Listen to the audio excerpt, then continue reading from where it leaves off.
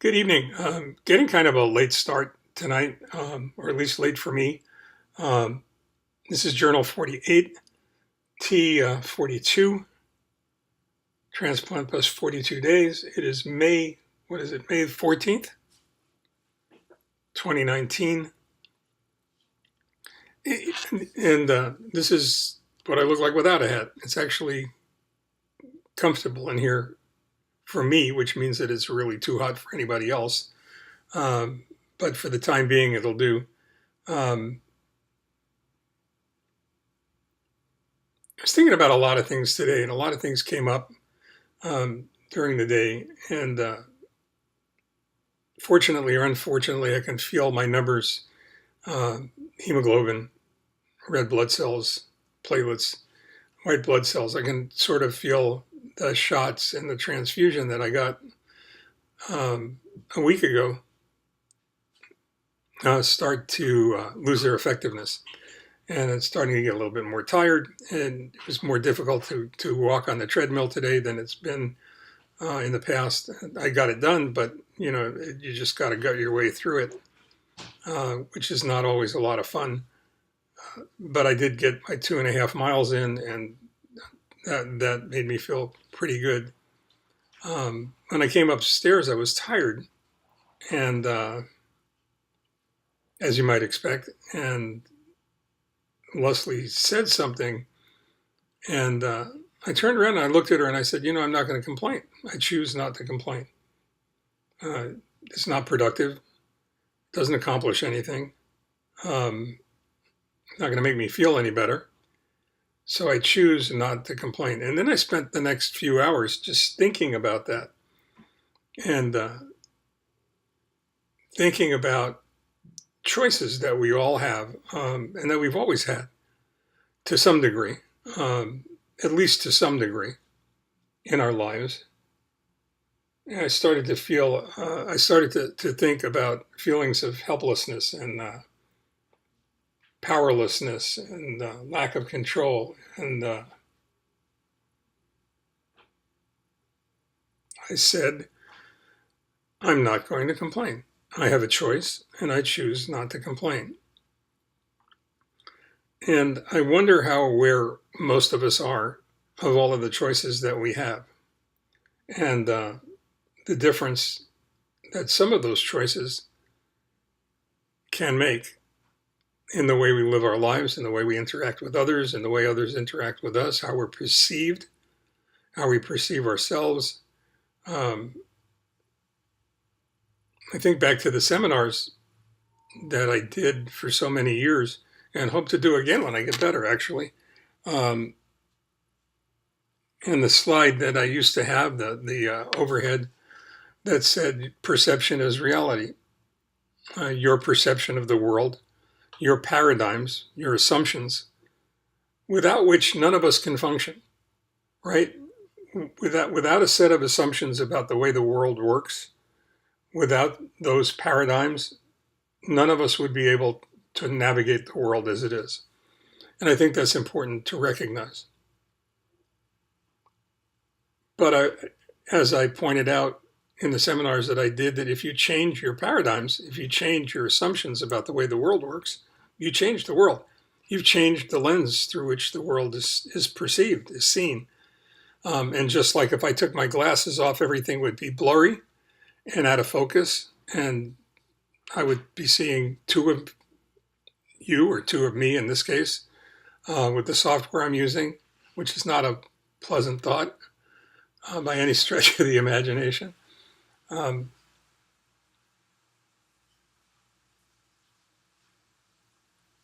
The paradigms I've decided to accept and embrace are those that give me power over my current situation, my current reality. And it's not without tension. It's not without, and I don't want to suggest that it's without tension because it's not without tension. In fact, there's a lot of tension because my vision of the future, which is a vision of a healthy me, I'm not sure how easily achievable that's going to be. I mean, so far, Everything is going according to plan so far. The doctors aren't alarmed, and as long as they're calm and confident, I see no reason to be otherwise.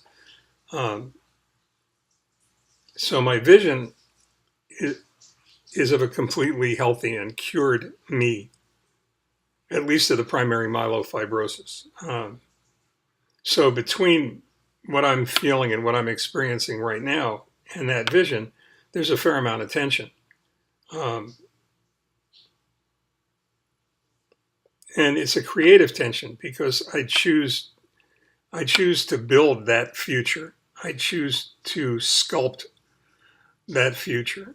I choose to conjure up an image of that future and see myself in it. We talked about psychocybernetics before and Maxwell Maltz. We talked about Viktor Frankl's Search for Meaning, and those books read early in my life had a tremendous impact on my perception, the way I see things, the way I see the world. And I can't help myself when it comes to that. It's just the way I see things. But I think it's important that we all realize that we're not helpless, we're not powerless, we're not without control. Even if it's only a little, it's probably a lot more than we think we have. But once you start saying to yourself, I'm not going to be a victim, I'm not going to complain, I'm not going to whine about the future. Once we say to ourselves, I'm going to control that which I can control, that which I have power over. And generally speaking, what that means is power over yourself and your own actions and the way you perceive things. When you meditate and you breathe, they tell you that you are going to have all kinds of thoughts pop into your head, fleeting thoughts that just come whistling across that screen that's formed by your eyes when they're closed. And if you think about meditation, or if you've been, coached on meditation, that they tell you that that's going to happen, embrace it, and then go back to breathing. Accept it, embrace it, then go back to breathing. And I think that's the same thing that you have to do when difficult things occur, when you start to realize that you're going to need another transfusion, or more than likely going to need another transfusion, and that you'd like to be further along in the process of engraftment than you probably are. But you're still better off than a hell of a lot of other people that are out there. And I guess the secret is to embrace those things that you have control over and enjoy them. Recognize that there are things over which you really don't have a lot of control, and embrace that as well. Try and empower the side of that coin that gives you power and gives you the ability to go ahead and get through difficult situations, and really try hard to either accept and ignore the darker side of that coin that says that things are difficult or are going to remain difficult. But be aware of the fact that you can change that current reality. You can move closer to your vision. You just got to remain strong, both internally and externally strong, to make that happen. I think that's it for tonight. I hope that helped a little bit. It helped me clarify in my own mind what I think about all of this. So until the next time we get together, stay well, take care. Tomorrow's another free day for me. I don't have clinic until Thursday. I won't know until Thursday whether or not I'm going to get that transfusion or those platelets or those red blood cells. For those of you who donated, came down here to the City of Hope, I am forever in your debt. Thank you very much. Stay well and take care. See you soon.